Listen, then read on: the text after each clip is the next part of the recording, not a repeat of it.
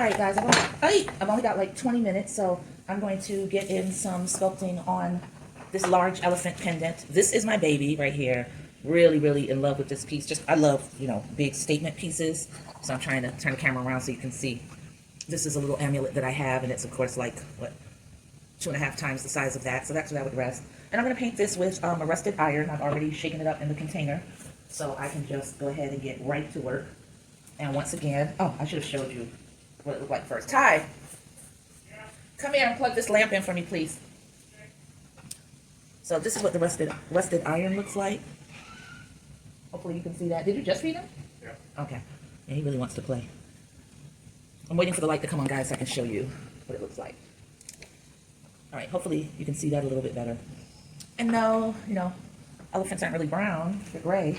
But again, this is art. I can do what I want. So I think I'm going to do a combination of leather and the rusted iron. Let's just have some fun. So I'll put the leather on first because it's a slightly lighter hue. And I think, I've got to shake it up. And I think the rusted iron is going to end up overpowering it, We'll see. And I'm going to have to use some white for the tusks. All right. So we've shaken up the leather. We're going in with that first. White second, I'm thinking, and then the rusted iron last. So let's get started.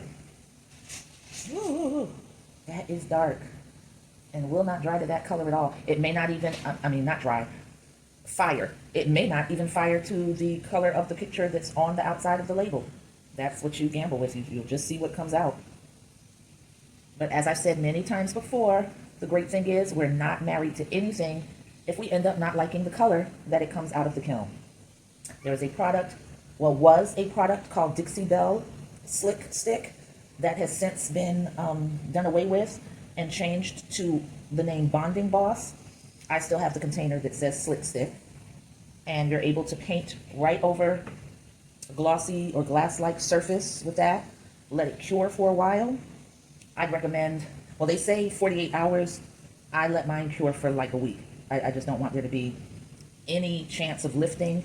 And I've done a nail scratch test, and it really, really adheres. So I like to make sure that connection is really, really solid. And then you can just paint over your glaze. And that was such a big deal for me after doing the research and finding the sculptor who used it, because I was very concerned about that. What is going to happen when a sculpture comes out in a way that I don't like? And now am I going to end up hating that sculpture because I just have to live with that? And I don't. So that is superb. So we'll just see what happens, what comes of this.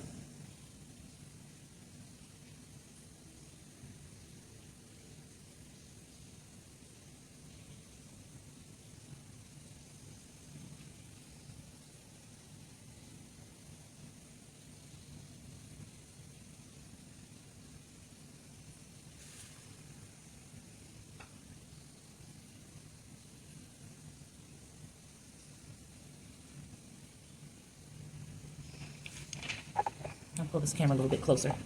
There. Hope I don't start knocking into it, bumping it.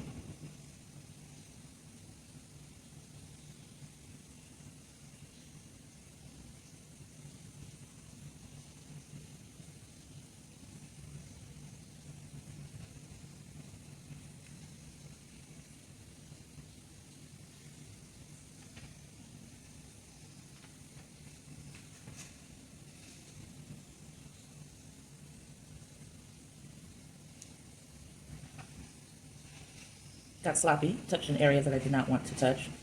Moving too quickly, I pulled away faster than I should have. I should have gently lifted, and I didn't. But that's okay. I'll scrape that off, and I think it'll be fine.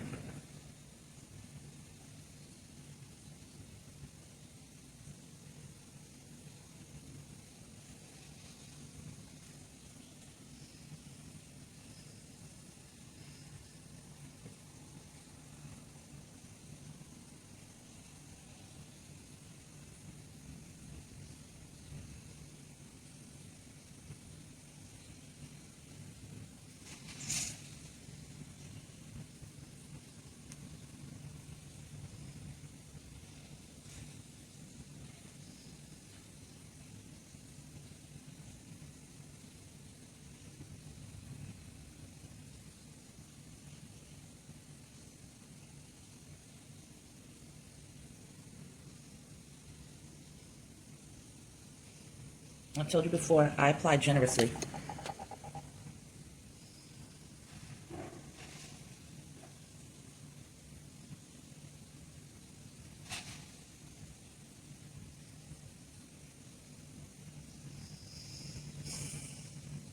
I hope you guys are off tomorrow. I am off tomorrow, and while I don't like my week being split up like that, I'm happy still because I've got a lot of pieces to glaze. I've already done the largest one, so it's more so the pendants like this, and also some hand beaded pieces, handcrafted beads. There.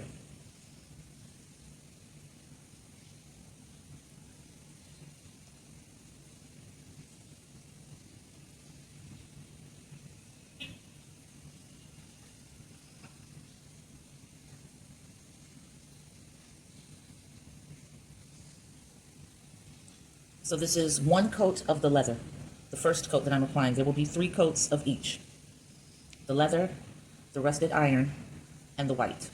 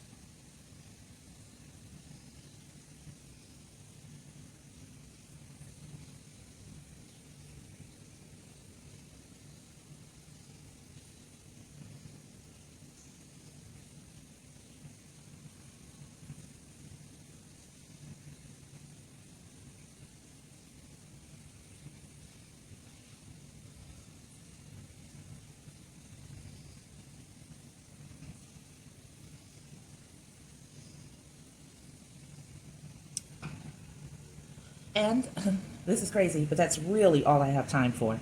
I'm going to lay him on his face. Wait, I see a spot that I missed. 2 spots.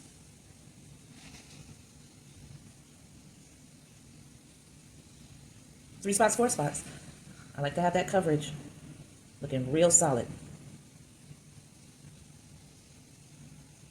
5 spots, 6 spots. Every time you turn it a new way, you make a discovery.